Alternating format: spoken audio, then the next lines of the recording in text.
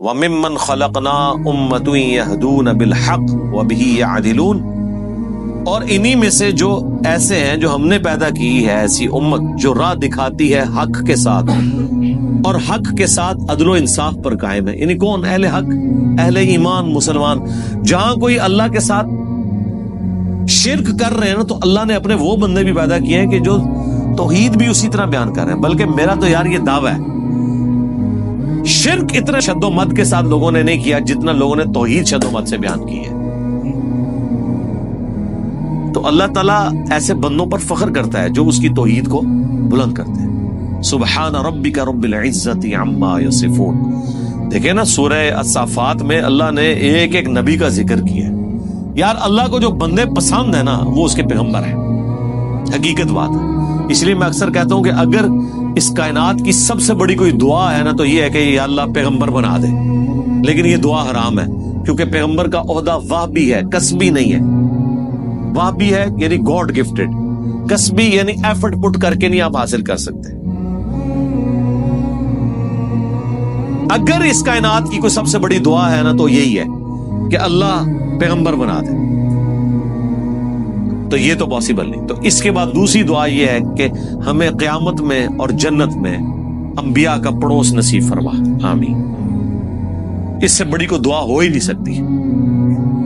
تو اللہ کو اپنے پیغمبر اتنے پسند ہیں، اللہ تعالیٰ اتنی تعریف کر رہا ہے ابراہیم کی کہ اللہ تعالیٰ کے لیے بس ابراہیم ہی ہے انسانیت میں. اس طرح ذکر ہے. اللہ تعالیٰ کیا فرماتا ہے؟ ابراہیم جس نے ہم سے وفا کی، سورہ النجم میں. سورۃ البقرہ میں اللہ تعالیٰ فرماتا ہے جب جب آزمایا ابراہیم کو اس کے رب نے تب تب وہ کامیاب ہوا. پھر سورہ الصافات میں تو بڑی قربانی کا ذکر ہے کہ بیٹے کی قربانی مانگ لی. پھر اللہ نے کہا کہ سلام علی ابراہیم، سلامتی ہو ابراہیم کے اوپر. یوں ہی ہم جزا دیا کرتے ہیں اپنے نیکوکار بندوں کو.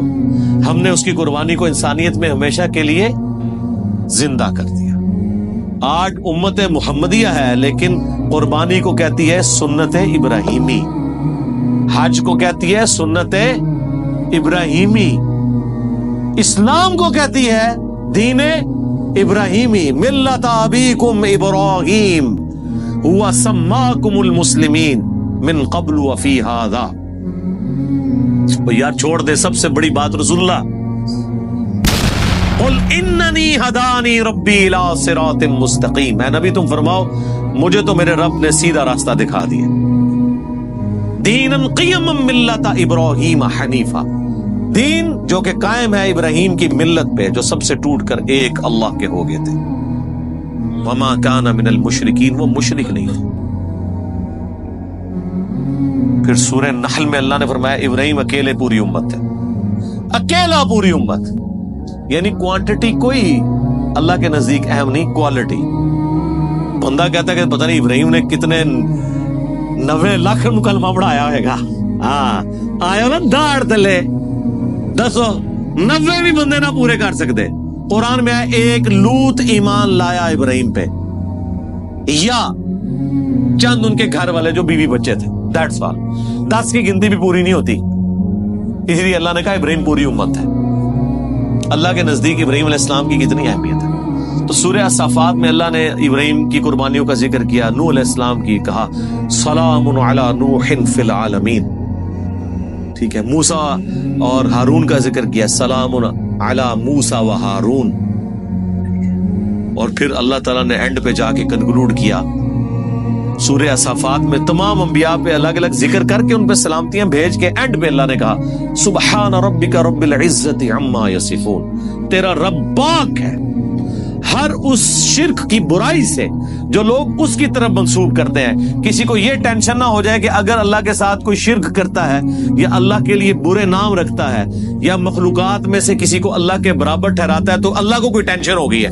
نو، سبحان ربک رب العزہ، بے شک تیرا رب جو عزت والا ہے، پاک ہے، بلند ہے اس شرک سے جو لوگ اس کی طرف منسوب کرتے ہیں. وَسَلَامٌ عَلَى الْمُرْسَلِينَ. اس کے اندر پتہ کیا درد ہے؟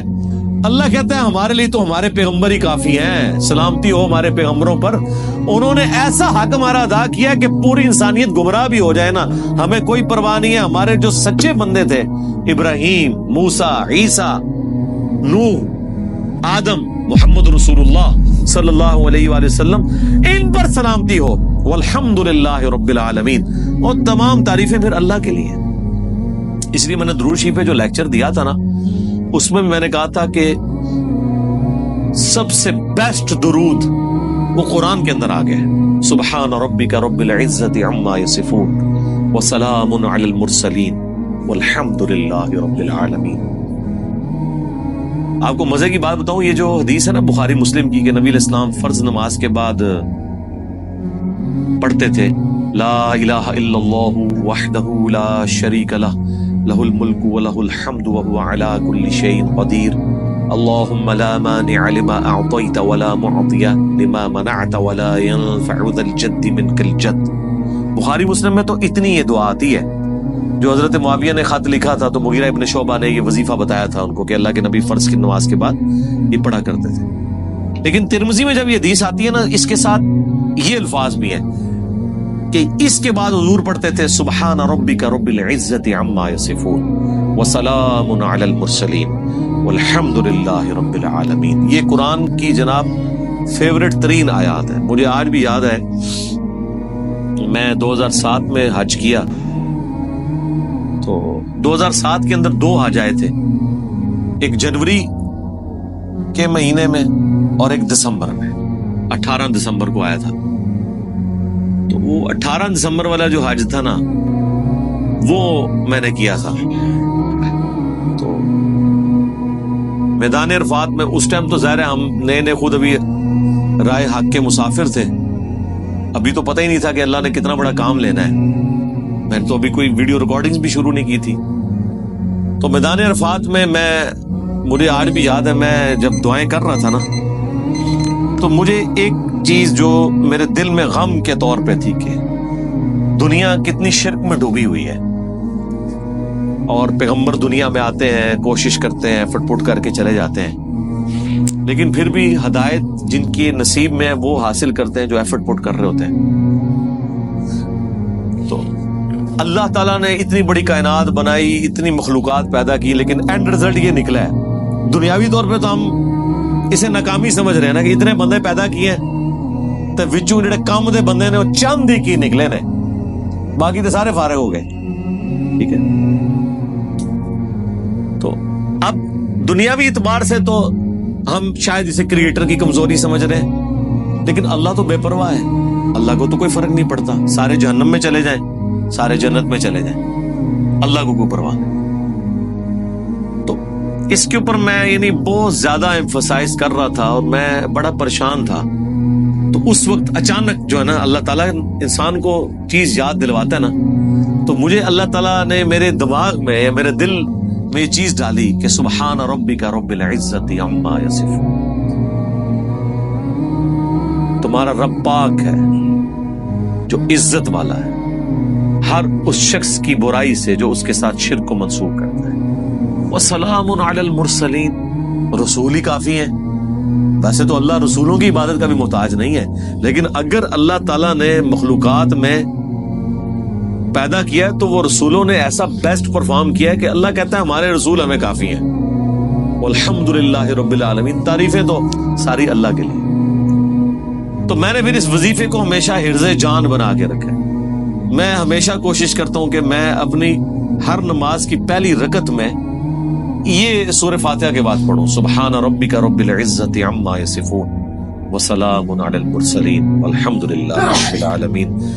میں نہیں سمجھتا کہ اس سے بیسٹ الفاظ میں آپ اپنے رب کی طرف رجوع لا سکتے ہیں۔ ساری گمراہیاں، سارے شرک اللہ کو کوئی نقصان نہیں پہنچا سکتے۔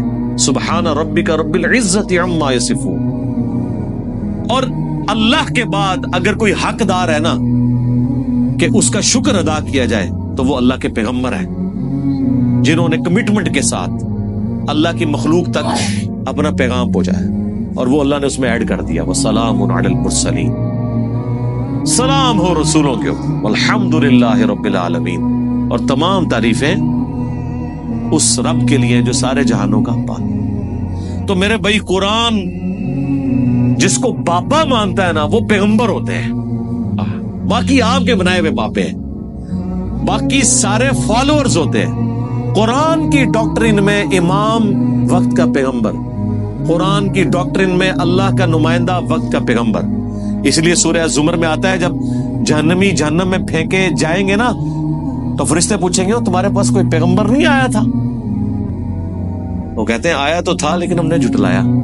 حالانکہ پیغمبر تو صرف ان کے پاس آیا ہوتا ہے جن کے سامنے ہوتا ہے. جب ہم سے پوچھا جا رہا ہوگا کہ آپ کے پاس کوئی پیغمبر آیا تھا, ہم کہیں گے کہ آیا تھا تو ہماری موجودگی میں تو نہیں آیا. اللہ جس کو امام ڈکلیئر کیے ہوئے وہ وقت کا پیغمبر ہوتا ہے, چاہے آپ نے اسے دیکھا ہے یا نہیں دیکھا, آپ اس کی زندگی میں ہیں یا نہیں ہے.